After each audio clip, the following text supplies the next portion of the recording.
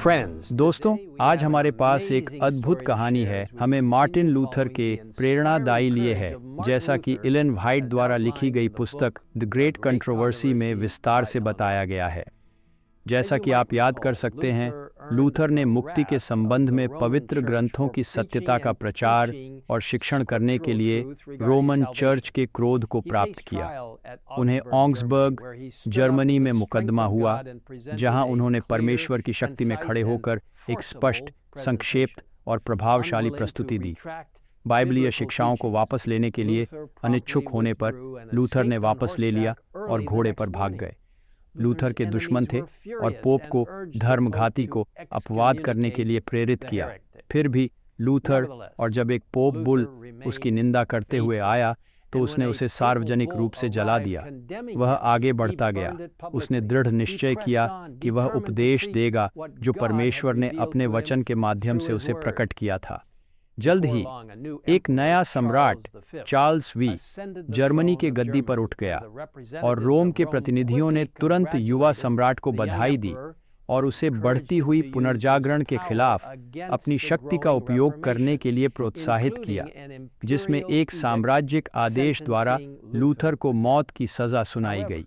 हालांकि सैक्सनी के निर्वाचक, एक प्रबल जर्मन महाराज, ने युवा सम्राट से कहा कि वह लूथर के खिलाफ कोई कार्रवाई न करें जब तक उसे एक सुनवाई न दे।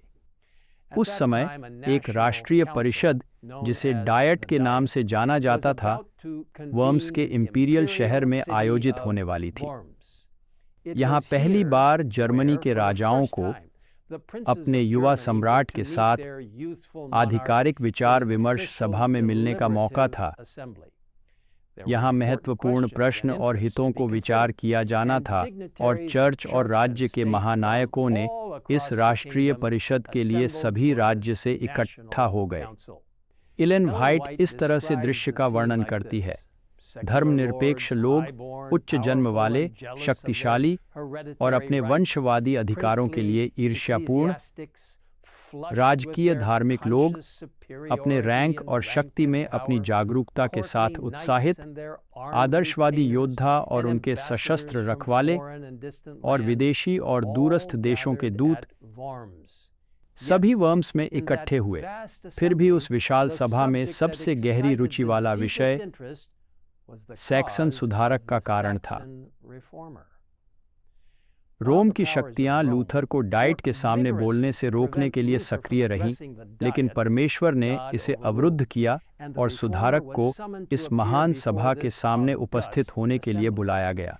फिर भी लूथर के मामले को सौंपे जाने वाले पोप के विशेष दूत अलेएंडर ने सम्राट से अनुमति मांगी कि वह लूथर से पहले डाइट के सामने बोले, जिसे युवा शासक ने मान लिया।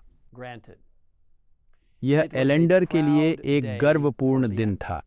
हमें बताया जाता है उनकी वाक्पटुता की खुदाई थी और वह उस मौके की महिमा तक पहुंच गया। ज्ञान और की सभी शक्ति के साथ एलेंडर ने लिए खुद को स्थापित किया। लूथर की गलतियों में पर्याप्त है, उन्होंने घोषित किया। 1,00,000 हेरेटिक को जलाने के लिए यहाँ पर्याप्त है। उसने सुधारक के खिलाफ बेबुनियाद आरोपों को फेंकते रहे और समाप्ति में उन लोगों को तिरस्कार करने का प्रयास किया जो लूथर के शिक्षाओं का पालन करते थे। उन्हें असंयमी, भ्रष्ट, अज्ञानी, पतित, विकृत, असावधान, कम संख्या में, कमजोर और अन्य अपमानजनक नामों से बुलाते रहे। इस पर टिप्पणी करते हुए एलन व्हाइट लिखती हैं, ऐसे हथियारों के साथ सत्य के पक्षपाती हर युग में हमला किया गया है। स्थापित गलतियों के विपरीत परमेश्वर के शब्द के सीधे और स्पष्ट शिक्षणों को प्रस्तुत करने के लिए हिम्मत रखने वाले सभी लोगों के खिलाफ अभी भी ये ही तर्क दिए जाते हैं। ये तर्क दुनिया पर एक प्रभावशाली प्रभाव डालते हैं, लेकिन ये आज के दिनों में भी उत्तरदायी नहीं हैं, जैसे कि सुधारक के दिनों में थे। वह जारी रखती है, जैसा कि बहुत से सोचते हैं, मगर रिफॉर्मेशन लूथर के साथ समाप्त नहीं हुआ। यह इस दुनिया के इतिहास के अंत तक जारी रखा जाना चाहिए। उस समय से अब तक नई रोशनी निरंतर पवित्र शास्त्र पर चमक रही है और नई सत्यताएं लगातार खुल रही हैं। जबकि एलेंडर की वक्तव्य की वजह से ऐसा लग रहा था कि रोम ने दिन जीत लिया है, वास्तव में यह इसके हानि की शुरुआत थी। पवित्र आत्मा ने उस महान सभा के सदस्य को प्रेरित किया कि पापल तानाशाही के प्रभावों का सच्चा विवरण दें। महानता के साथ सैक्सनी के ड्यूक जॉर्ज ने उस राजकीय सभा में खड़े होकर बताया कि पोपरी के भ्रम और घृणास्पद परिणामों की भयंकर सटीकता के साथ। अंत में उन्होंने कहा, ये कुछ ऐसे दुर्व्यवहार हैं जो रोम के खिलाफ चिल्लाते हैं। सभी शर्म छोड़ दी गई है और उनका एकमात्र उद्देश्य है पैसा, पैसा, पैसा। हमें बताया गया है कि परमेश्वर के दूत उस महान कक्ष में थे जहां त्रुटि के अंधकार में प्रकाश की किरणें छोड़ रहे थे और सत्य को स्वीकार करने के लिए मन और हृदय खोल रहे थे। अब मंच तैयार था कि सुधारक इस महान सभा को संबोधित करें, उन्हें सरल दिव्य सत्य प्रस्तुत करें। मेरे प्यारे दोस्तों,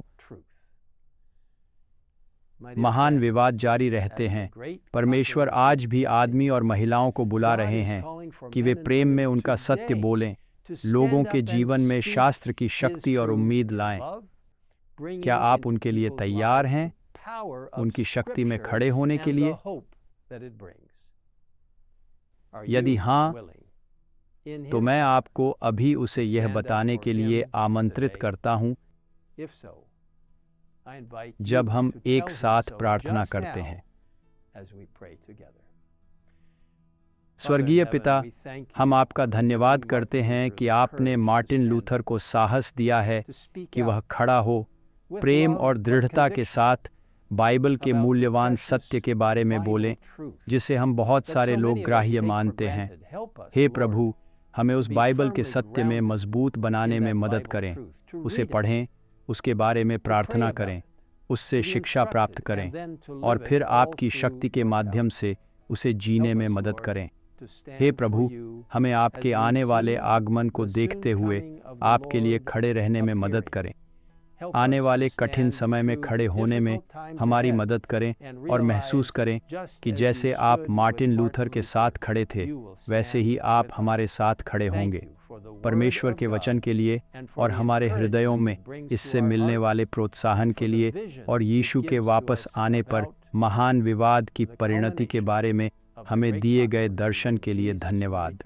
हमें सुनने के लिए धन्यवाद। यीशु के नाम पर आमीन।